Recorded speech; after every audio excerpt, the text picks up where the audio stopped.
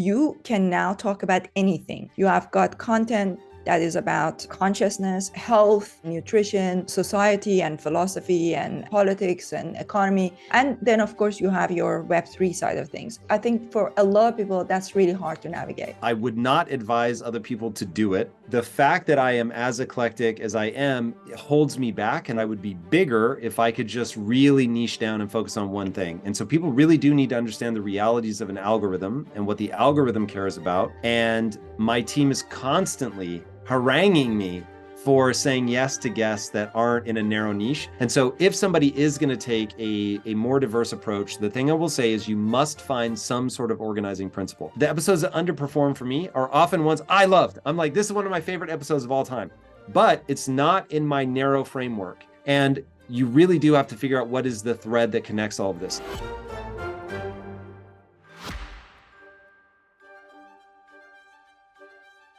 Hello, I'm Somi Arian. I'm a tech philosopher and the founder of InPeak. My guest on today's podcast is the one and only Tom Bilyeu, a successful entrepreneur who built a billion-dollar company in the health and nutrition space before starting his media venture, Impact Theory. Tom is now building a super interesting Web3 gaming venture called Project Kyzen. In this podcast, we talk about everything from his creative process to AI and Web3 gaming. I also wanted to let you know that Impact Theory has been kind enough to provide a special offer to our listeners where you can access the Impact Theory University courses. These courses will empower you with the skills, mindset, and strategies that you need to achieve your goals and create a lasting impact. Now, without further ado, let's get started. Tom Bilyeu. So I have been so excited about this conversation. I've been watching your stuff and, listening to your podcast for so long. And, it's an honor to finally have you here. An honor to be here. So Tom, I think everybody knows your story with Quest, and if they don't know, they should go and check it out. I'm not going to take too much of the time of the podcast with this because I want to pick your brain on things that are really important to me as an entrepreneur, building in this crazy exponential age, as Raoul will say, and really, I tend to treat these conversations as more of a mentorship, because I know that the questions that I have are similar to the questions that a lot of other people have. So first things first, I wanted to ask you about how you built your brand in a way that you can now talk about anything. So like when we go to your podcast, you have got content that is about consciousness. You can bring in people like Dr. Peter Attia, and talk about health. You have a lot of people who talk about nutrition. Then you have people like Yuval Noah Harari talking about society and philosophy and politics and economy. And then, of course, you have your Web3 side of things. That's something that really resonates with me as somebody who is ADHD, who's like got a lot of eclectic different interests. So tell me, how did you build that brand? I think for a lot of people, that's really hard to navigate. Yeah, so I'll answer that in two ways. I would not advise other people to do it. And I would say that the fact that I am as eclectic as I am holds me back, and that I would be bigger if I could just really niche down and focus on one thing. And so people really do need to understand the realities of an algorithm and what the algorithm cares about. So I consider myself YouTube first, which means that I'm very much a slave to the algorithm. And my team is constantly haranguing me for saying yes to guests that aren't in a narrow niche. But the problem was, in the beginning, I only did empowerment, and that was it. And it really got to the point where I was very bored. It is one of the most important parts of my life, but to make it the only focus of the show, it got to the point where to find new guests all the time, I really felt like I could answer these questions better than a lot of my guests. And so that was getting very frustrating. And so I went to the team and I said, look, we either need to broaden the scope of the show, or you're going to lose me as a host, because I just can't do this forever. And the great irony of that is watching bands that are always like, I don't want to play that kind of music anymore. I want to play new music. I'm like, what are you doing? Like, we all love you for your old music. And just always thought it was dumb when they were like, yeah, but my heart wants to, sing new songs. And I was always like, oh God, this person just doesn't get it. And then I find myself in the same situation going, yeah, even if there was more money for me on the other side of this, I just can't do it. And so as a human, I'm constantly evolving. And so I have had to, though, come up with an organizing principle. And so if somebody is going to take a more diverse approach, the thing I will say is you must find some sort of organizing principle. Now, I don't always adhere to that. And if you look, you can just see, like if you go to Tom Bilyeu on YouTube, click videos, you can see which videos pop and which ones don't. This is anybody that's trying to be a YouTuber should audit a lot of channels in this way. And you'll see what the audience likes will be the baseline, right? And then you'll see episodes that go way above and you'll see episodes that go way below, but you'll get a sense of the baseline. And the episodes that underperform for me are often ones I loved. I'm like, this is one of my favorite episodes of all time, but it's not in my narrow framework. And so the algorithm finds the audience that wants that kind of content. And you really do have to figure out what is the thread that connects all of this. So my thread in the beginning was empowerment. My thread for a while was more business oriented. And now the thread that holds everything together is dealing well with a changing world order. And this really kicked off for me in COVID when I realized, okay, wait a second, I'm going to be fine on the other side of this because I've already generated wealth. But a lot of the people that I love and care about are going to get annihilated. And this was before I understood the printing of money and how basically you can use basically government approved counterfeiting to spread the burden across everybody, until which point that you hyperinflate your currency and it devolves into madness. But anyway, I didn't understand that at the time. And so I was like, people are really going to get obliterated by this. And I wanted to bring finance people on that could help them navigate that moment well. And that ends up being, I couldn't see it at the time because I thought it was going to be so temporary, but that ends up being a turning point for the show.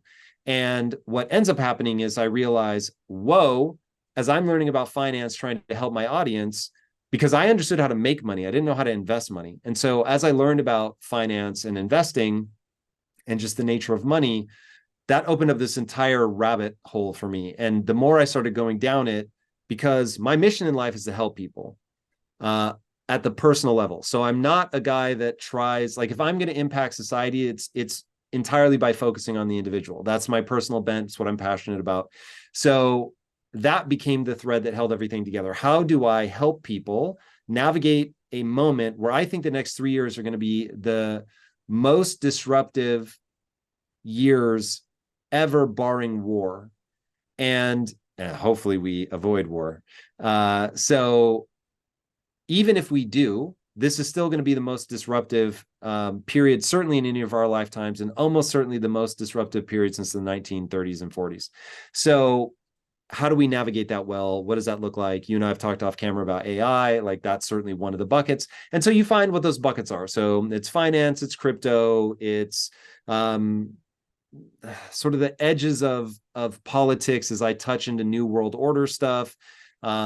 It's Raoul Pal, it's, the nature of money. It's all that kind of stuff. And so it can take many different forms and feel pretty eclectic, but we are very hardcore about making sure that the guests, that there will be a lens through which this interview still will resonate with somebody who's trying to learn how to deal well with a changing world order. And if you don't have that kind of discipline, your channel won't grow. I have to say that with your channel, it kind of makes complete sense what you said, because it's like within your channel, you have your own branches of listeners.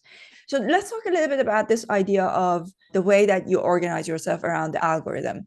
Do you think, surely there must be a better way, right? Like, I just wonder, how you're aspiring to build the next Disney. I'm aspiring to build the next, social media, like in a token gated, decentralized Web3 version. But as we are finding, Web3 is not growing the way that we are hoping. So I'm kind of like keeping an open mind in growing it in different ways. But I just have a problem with the way that the algorithm is set. And we had this conversation a little bit at VCon, where you mentioned, I remember, that you have to know the algorithm. And if you know the algorithm, you can grow around it. I hate that I hate the fact that we are that slave to the algorithm. The way I think about it, I'm building around the creators. It's like, if you like this creator, Somi, don't fall for it. So here's what is going to happen. Eventually, people are following enough creators that you as an algorithm, are going to have to make a decision what they see and what they don't see. And I think about this a lot as we're building out Project Kyzen. I'm like, okay, I'm building this universe. It's going to be a lot of communications, people that want to join you, or what games are popping off or whatever. And you have to find a way to preferentially show people something because there's just too much content.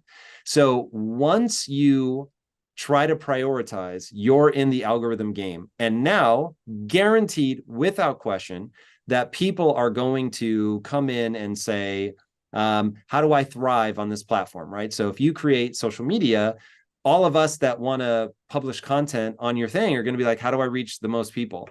And even if you were just a dumb algorithm that just, it's all time-based, it's completely sequential. First of all, if you do that, nobody's going to use your platform. But even if you did that, I'm going to be trying to figure out, like a day trader, at what time of day do I need to post that maximize it? Like, people are going to try to find ways to maximize the system. That is just a guarantee that's baked into the human condition. And so, you're going to have to be an algorithm. And as a creator, you're going to have to master the algorithm. And so then it becomes a question of, okay, is there an ethical line that we cross? So TikTok is so good. You can feel your brain enter a time warp. It's unreal. But if you're disciplined, you can get a lot out of it because it is really good from an interest graph instead of a following graph. Utterly fascinating.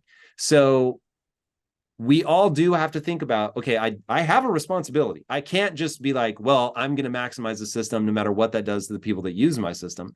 But at the same time, you can't pretend that the algorithm isn't there for a reason. You can't like do all this work and launch it into the ether and it just, oh, I don't know why it doesn't work.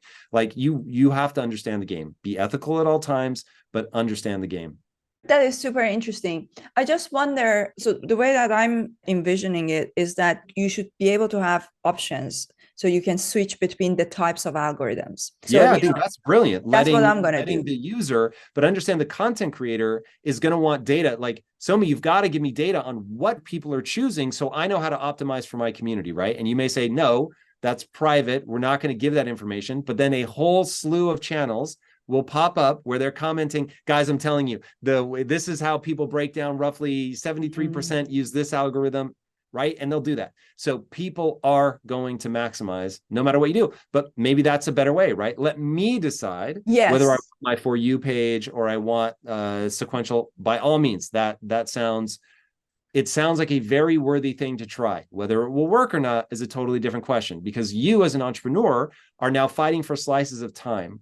So you're competing against me because I'm building Kyzen and I don't want people spending their time in social media. I want them spending their time in Kyzen. You're competing against Elon Musk. He doesn't want people spending time on your social media. He wants them spending time on his social media. So it really does become a race for who can deliver a better experience to the people that are their customers.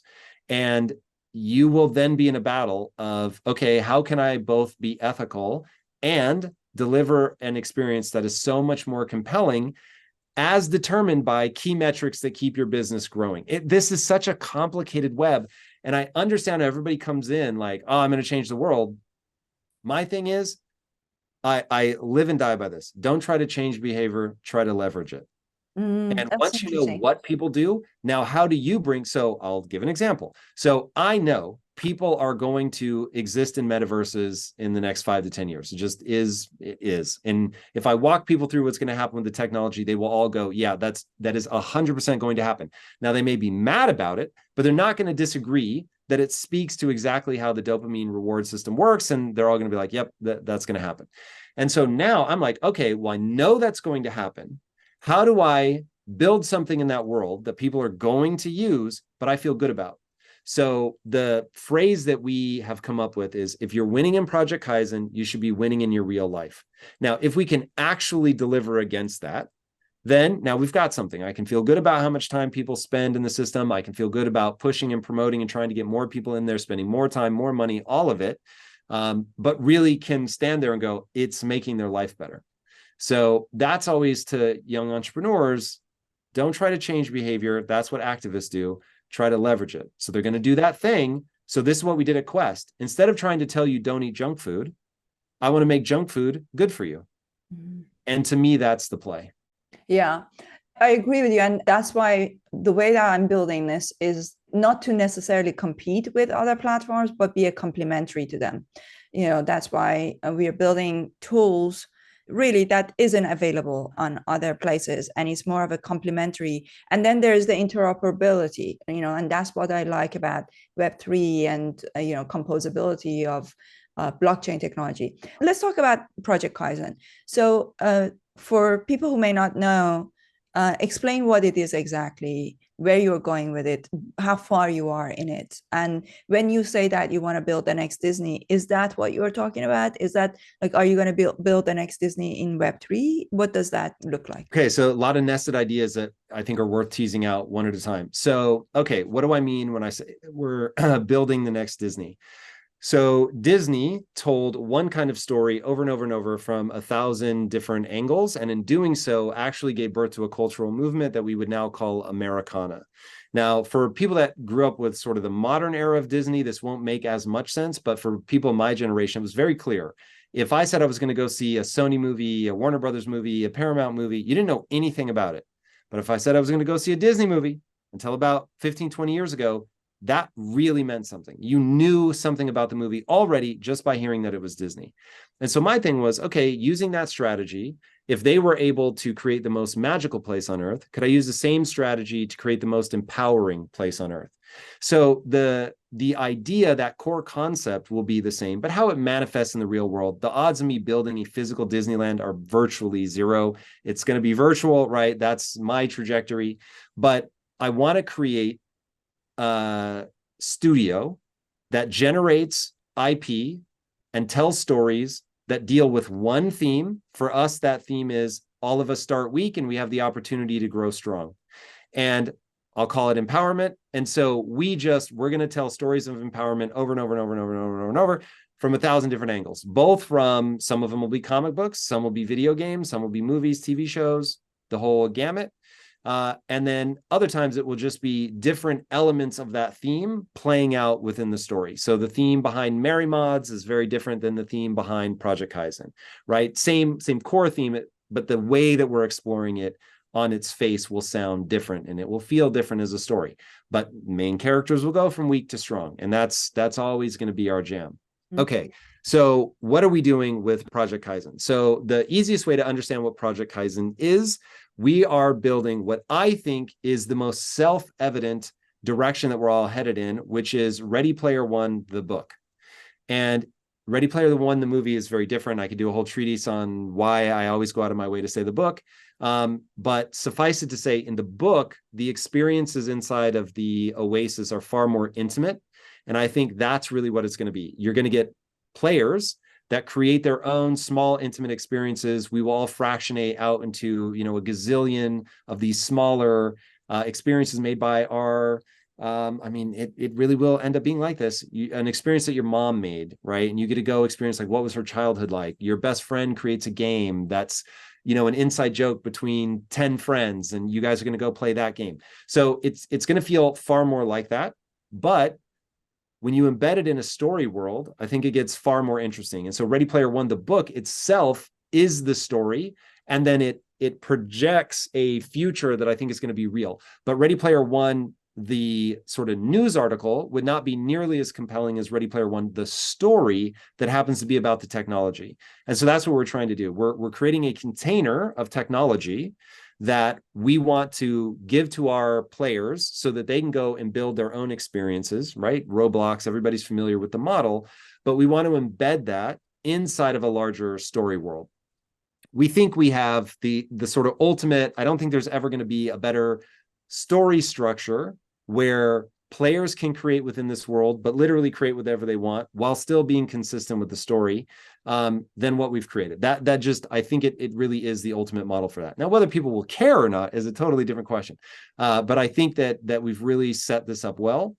And the only thing that I think Ready Player One, the book, got wrong is everything is imagined as being in VR. And I don't think that's going to happen. So what we call the emergent phenomenon that is rising out of the collision of the blockchain, AI, and the new development tools that exist inside of the game engines like Unreal Engine 5.2, which is what we're developing on, it gives birth to something that we call borderless entertainment. And borderless entertainment isn't something that we're inventing. Again, it really is something that will emerge out of this unique moment, this unique technological moment. But I think that we're pretty early to the party. And so in many ways, we're going to help define it. There are three components to borderless entertainment. Number one is that it really is borderless, meaning your game experiences are no longer going to be confined to VR or your computer or your console. It's going to be something that, thanks to the blockchain and AR, can really hand off between the game world, the real world, and back again. And so it will partly be in VR, but I think it will largely be in AR. And at least the kind of experiences that we think borderless entertainment gives birth to, the vast majority of them will be some sort of mixed reality engagement. It isn't going to be a strict console thing because, and the key word that we use is inhabit. So you're really going to inhabit these worlds. And to inhabit these worlds, you have to break this sense of, oh, I'm at my computer and therefore I can engage with the game. And what we want to switch that to is, I have time right now, and regardless of where I am, I can engage with the IP. So it can be on a story level, it can be on a gaming level, it can be on the sort of hardcore part of the game, it could be on a much lighter mobile version of the game. It could be a just pure AR like cut sequence that I'm engaging with because of my geography, or I could trigger something because you walk 10,000 steps. Like when I have like a full hour to talk about this, like I can lay out pictures for people of just how ingrained all of this stuff is going to be in our day-to-day lives. It's really going to be pretty extraordinary. And so the one thing I will say to you as a side, I know we're going to talk more about this later, Web3 as a name is dead, but really what happened is all the moronic activity that people were doing, trying to make Web3 a top-down movement about it has to be like this. Oh, and by the way, it's all about money. That was destined to fail. And when I started saying that in the beginning, people were deriding me, making fun of me. My famous thing that I always repeat is they were telling me I wasn't allowed to use their memes. I was just like, oh my God, they don't understand. If you make this about money, it is going to burn out. This has to be about emotional connection. And so anyway, I felt like I was screaming into the void for a while. And it just is what it is. Like human nature is human nature. And if it's about money, it will turn into the stock market. The SEC will smash that with a big fat hammer. It's never going to be that. And what it is, though, if you understand the technology, is it makes something plausible. And that thing is, again, borderless entertainment. So, all right, being borderless is the first thing. The second thing is that it is a truly living world. And this comes down to really AI and the changes that Unreal and Unity's tools make available so that game development just happens so much faster. So with some of the tools that have been released, you can update a game world in real time. So you can just drag something and it will automate different pathing, things like that. It is unbelievable. And for people that haven't looked into it, your jaw will hit the floor when you see what's possible now and just how fast you can procedurally generate a massive space, move things around however you want, and they will algorithmically update instantly right before your eyes. It's unbelievable. So that married with characters that are driven by AI, and it's important for me to note, I'm talking about where things are going to be in 3 years, more than just where they are right now. But whenever you're developing something, you want to skate to where the puck is going to be, not where the puck is currently. So when I talk, I can't help but slide into what we're building towards. So you're going to have characters that pass the Turing test. So they will feel as real to you as your friends. And this is where we get into the idea of the games are going to have memory. So they're going to have AI characters that feel real to you. You're building a relationship with them over time. Your relationship with that character will be different than somebody else's relationship with that character. So there's both a shared world where we all know that character, but then an intimate personal world where I have a different relationship with that character than you do. That brings us to the third element, which these are going to be hyper tailored worlds. So given the nature of the blockchain and digital assets, now you can build a library of assets that you have that nobody else has, and the game will react differently to you based on what you hold in your wallet. And anywhere that you can take your digital assets, which is anywhere that you can take your phone, now the game experience can follow you. And so we get back to that point of like, hey, if you and I met, and let's say that you played Project Kyzen, you might say, anybody else that I meet that has what we call our mesh type, It's like a class in a video game. That's my same class. And let's say that you're a hacker, which I think would be very fitting with your technical abilities. If you were a hacker mesh type, you could say, hey, anybody else that's a hacker mesh type, I want them to be able to see this character standing behind me. But if anybody else either isn't a Kyzen player or doesn't have my mesh type, they don't see anything or they see something else, right? And so you can create all this highly customizable stuff. And then based on what you have, and for anybody watching this that is tracking Kyzen, I will just give something away. Your symbols are going to matter. And so if you're wearing an item that's a certain symbol and take certain actions in the game, which I will want people to discover for themselves, the game will respond differently to you than somebody who takes that same action but doesn't have that same symbol represented on their outfit. So, and that is the tip of just an absolutely gigantic iceberg. But from what I can see right now, the emergent phenomena is those three things. And again, because this isn't us making this up, this is just what I predict will happen given the nature of the technology stack and human nature. I think that's where this goes. And so you put those three things together and you have a completely new form of entertainment that I think speaks more to human psychology. It will be far more fun. It will be far more engaging. People can express themselves far more deeply. We talk about the core of Project Kyzen is express and progress. So we want people to be able to express themselves, to dress the way they want, look the way they want, create mini games in the way that they want, build a personal space the way they want, invite people into their space that they like, that they want to be there, but then also that they can progress in a traditional game mechanic way so that the things they do both in-game and out of game help them progress their character. That's super interesting. So the three things that you mentioned, just to recap: a borderless experience, borderless, yeah, the world feels alive, and alive. then it's hyper tailored to the individual. So hyper personalized. There's the hyper personalization thanks to AI. There is the VR and AR element, and then there is the borderless thanks to blockchain. So this is basically we're talking about blockchain, augmented reality, virtual reality, and AI. These three things. Yeah, and the gaming tools. That's another big one. And then AI in a way that we haven't talked about yet, which is how rapidly I can create a game asset. So a game asset will traditionally take, I mean, for a lame game asset, it's going to take me 2 weeks easily just to get it modeled, UV, textured, all that, any collision or properties that you want to add to it. Whereas now with AI, I could create from a sketch literally on a napkin.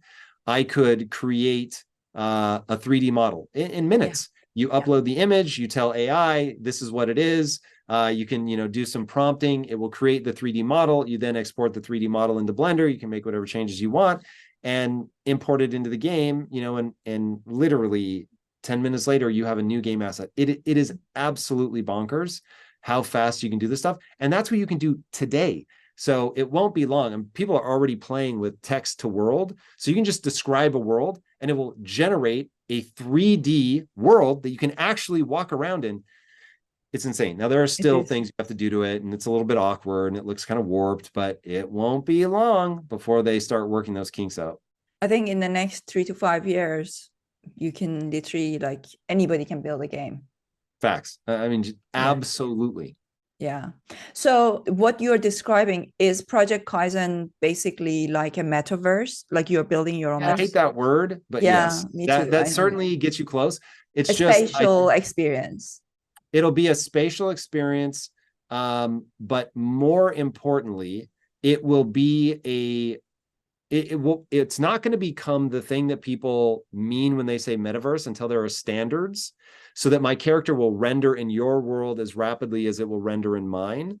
So it's really, if I'm being honest, no one, until you're doing something that is standardized, no one is going to be able to do anything other than build their corner of a metaverse. And where we'll all meet is in the real world through augmented reality.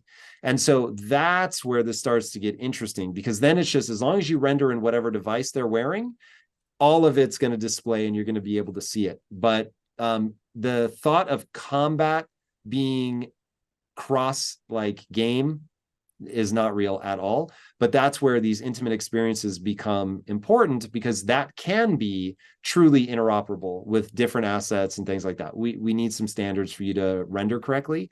But through partnerships and things, we're already doing like the first step of that kind of thing. So yeah, I always push back a little on the idea of a metaverse, but that gets you close enough. Yeah, exactly. I know what you mean. So let's talk a little bit about your thoughts on the blockchain technology. I'm so bullish on this technology, the technology itself. I think it's incredible. The first time I read a book about blockchain, it blew my mind. I was like, oh my God, my time has come. I'm going to finally, I'm going to be able to disrupt Amazon. I'm going to be able to disrupt Facebook. And the reason why that was so important to me was because I think I gave you a little bit of my background when we spoke at Beacon. That it was basically, I grew up in Iran. I was there until I was 23. There were so many things I couldn't do. When I came to the UK, it took me 11 years to become a British citizen. I couldn't start a business. There were like so many opportunities that I missed. And even after I became a British citizen, like for example, in 2021, I wanted to go to NFT NYC. I went to get my ESTA because I was a British citizen. I thought I could just get an ESTA and go. Turns out I couldn't because I was born in Iran. So it took me 10 months to get a US visa. So I missed, so I spent in the bull market, I spent $300,000 on NFTs so that I could go to a lot of the NFT conferences and events so that I could meet the people that I wanted to meet as I was building this platform. I missed that opportunity. All of those NFTs went to zero, like most of them. And so I lost $300,000 worth of NFTs, and I couldn't go to any of the events. So that goes to show like the level of when you talk about biases, discrimination, it's not that somebody necessarily discriminates against you directly. It's just the consequences of being born in a location and being born a certain gender or being an immigrant of a certain place that really closes so many doors to you. So I felt like I missed the boat on Web2. So when Zuckerberg was building, I was trying to get out of the country, So I was always looking for an opportunity to build. I taught myself Python. And then, of course, I studied political philosophy and philosophy of science and technology. And I taught myself all these things so that when the moment came, I could finally build. And when I learned about blockchain, I was like, my moment has arrived. This is the time I'm going to finally build something.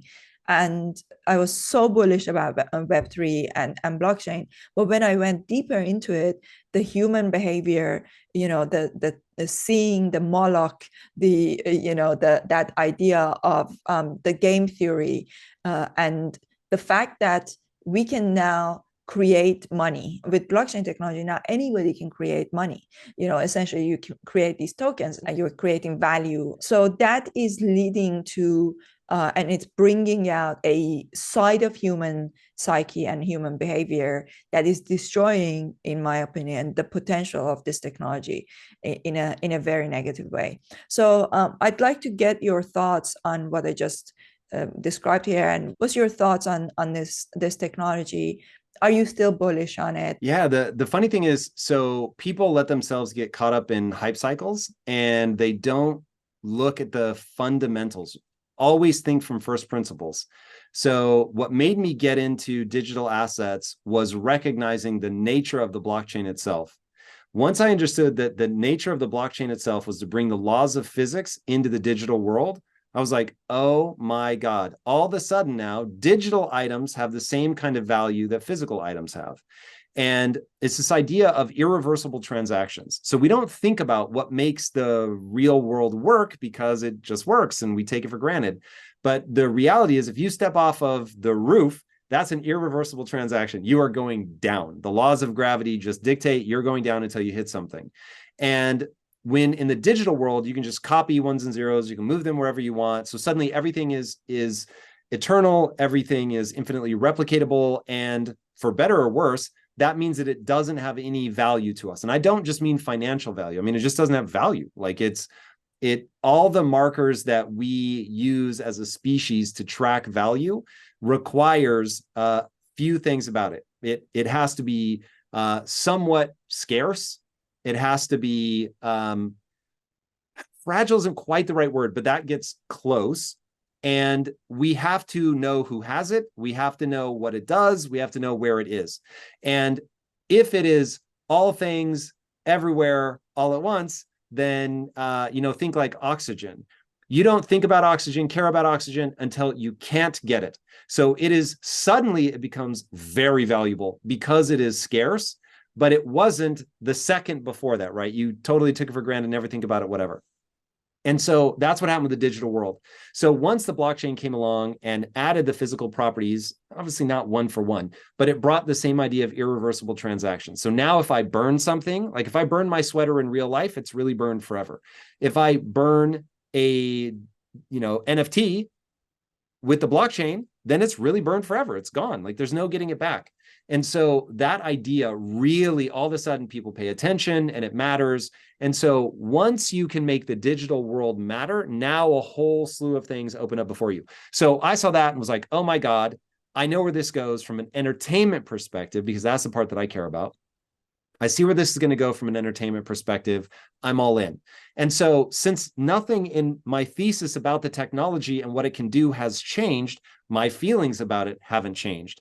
But what I will say is whenever something like this starts, where you think about the birth of the internet, right? All these companies explode. Everybody wants it. It's all about money in the beginning. And that's that. And everybody's interested in that. You get the internet bubble, it bursts, and everybody's like, oh, see, I told you it was a fad, and everybody gets cleaned out, and oh, it's terrible, terrible.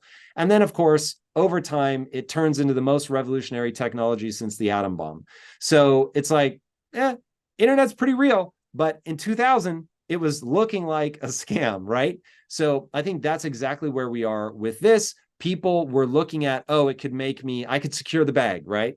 And that's what everybody was focused on, not thinking about, is this going to give birth to something that people will care about? So the internet gives us not only quick access to information, but it gave birth to Uber, right? Something that I rely on constantly. And so it's not financially valuable to me. I don't own a single share of Uber, but I use Uber. And so my call to what would have then identified itself as the Web3 industry, almost 2 years ago now, was what are people going to do? Like if all they're going to do is sell, this has no future. If, on the other hand, that they can build something that people want and it's different and better, then it has a chance. And so I would just say, look at the technology and ask yourself, what does this make possible that is different and better? Focus all your time and energy on that. And then it's like, the world's either going to care or they're not. So my thing is, no one should know or care whether something's Web 2 or Web 3. They should just know this experience is superior than other things in its genre. And, under the hood, it's Web 3. Amazing. That's how I think about it. Yeah, I agree with you. And ultimately, our lives is going to become more digital, not less digital. Correct. Yeah. So we need a way to replicate the laws of physics in the digital realm. So that's where this technology is valuable. But then there's also the fact that it also is democratizing creating money, and creating value. Sort of. So what it does is it allows anybody to create a potential store of value, but the key is that it's a potential store of value.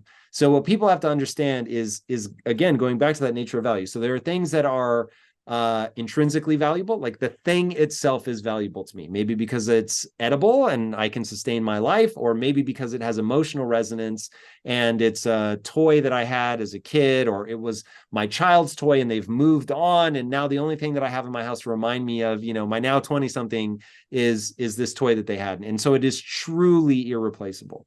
Mm-hmm. So one, just understanding that there's two kinds of value. And I think people often get them mixed up. They hear value, they think money, which is a mistake, because the vast majority of the things you interact with in your life do not have financial value to anybody other than you.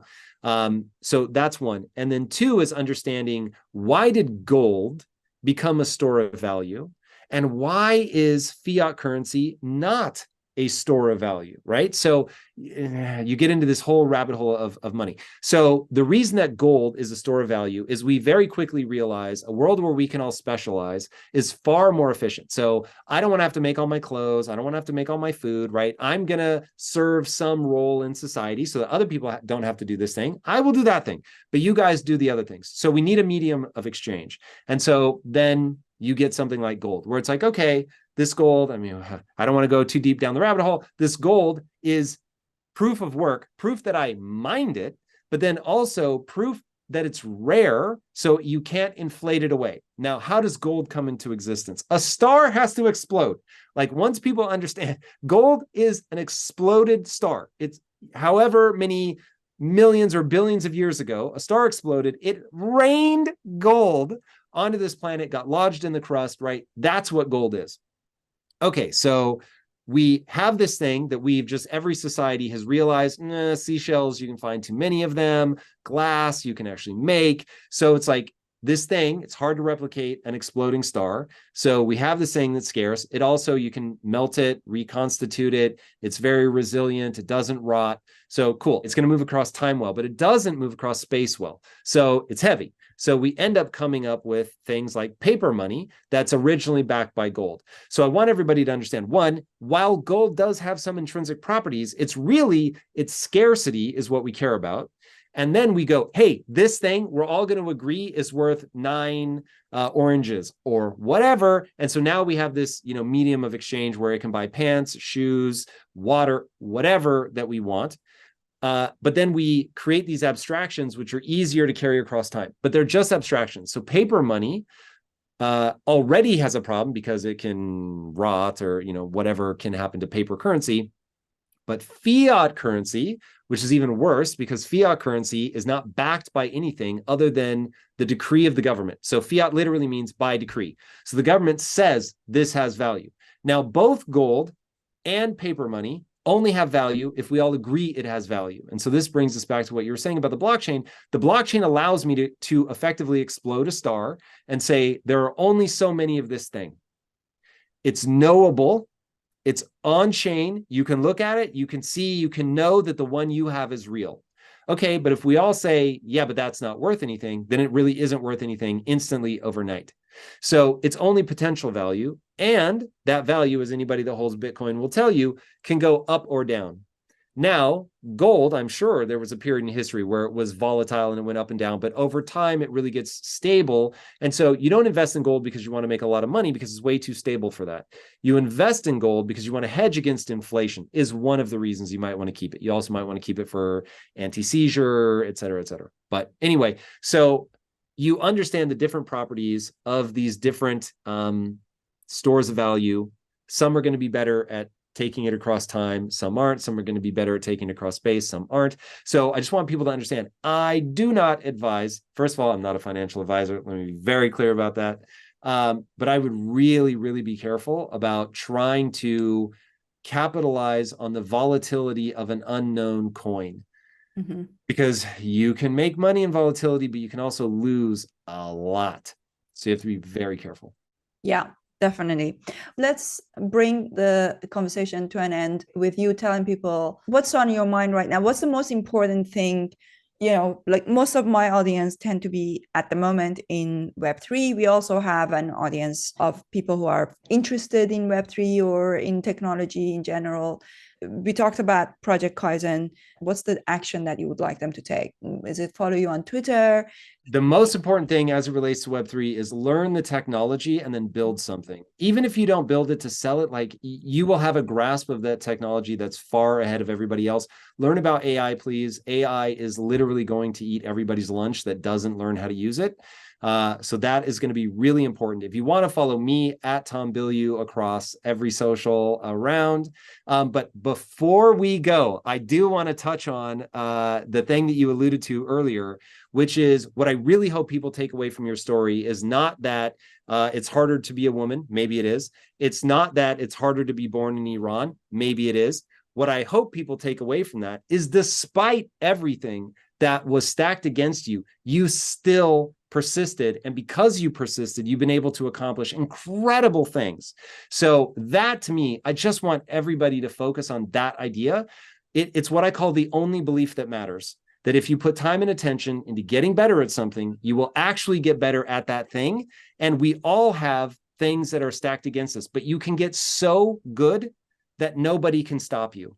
And I want your story to be proof that you can get so good at something that people can't stop you no matter what. So all of us can make excuses, right? If you look for reasons to fail, they will be there. If you look for reasons to succeed, they will be there. So it ultimately, what you see is determined by what you look for. Yes, exactly. And we can do a whole conversation just about the empowerment and that topic another time. But thank you so much, Tom. This was a great conversation. Thanks for having me on. I hope you enjoyed this conversation with Tom Bilyeu. Be sure to subscribe to his YouTube channel and check out the Impact Theory special access information in the show notes. If you enjoyed this podcast, be sure to subscribe to it on Apple, Spotify, or any other one of your favorite podcast channels. And don't forget to give it a 5-star rating and write a review.